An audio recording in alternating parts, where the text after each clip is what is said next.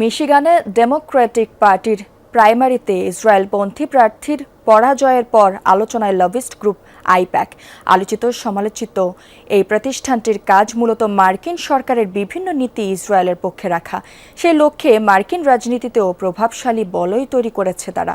ইসরায়েলপন্থী প্রার্থীদের বিজয়ী করতে বিপুল অর্থ খরচ করে আইপ্যাক। তাদের এই ভূমিকায় নির্বাচনের স্বচ্ছতাকে প্রশ্নবিদ্ধ করার অভিযোগ রয়েছে।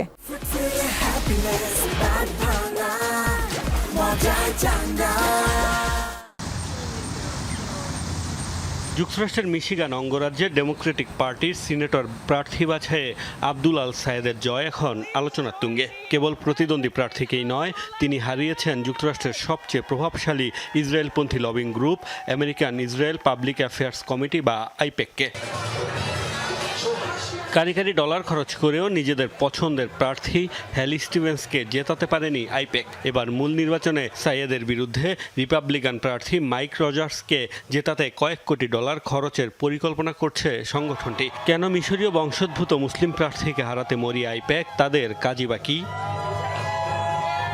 যুক্তরাষ্ট্রে ইসরায়েলি প্রভাব বাড়াতে 1954 সালে প্রতিষ্ঠিত হয় American Zionist committee for public affairs. 5 বছর পর যার নাম পরিবর্তন করে রাখা হয় আইপ্যাক। সংগঠনটির দাবি, বর্তমানে তাদের সদস্য 60 লাখের বেশি। আইপ্যাক মূলত ওয়াশিংটনের নীতি যাতে তেল আবিবের পক্ষে থাকে সেটি নিশ্চিতে কাজ করে।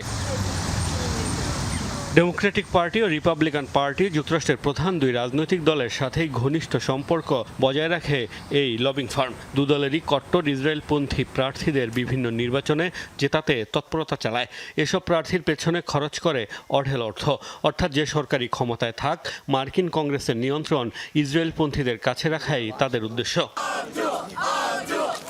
2024 সালে মার্কিন প্রেসিডেন্ট নির্বাচনের বছর ইসরায়েলকে শর্তহীন সমর্থন দেওয়ার শর্তে 361 জন প্রার্থীকে 53 মিলিয়নের বেশি অনুদান দিয়েছে আইপ্যাক। এছাড়াও বিভিন্ন প্রার্থী নির্বাচনী প্রচারণাতেও বিপুল অর্থ ব্যয় করেছে তারা।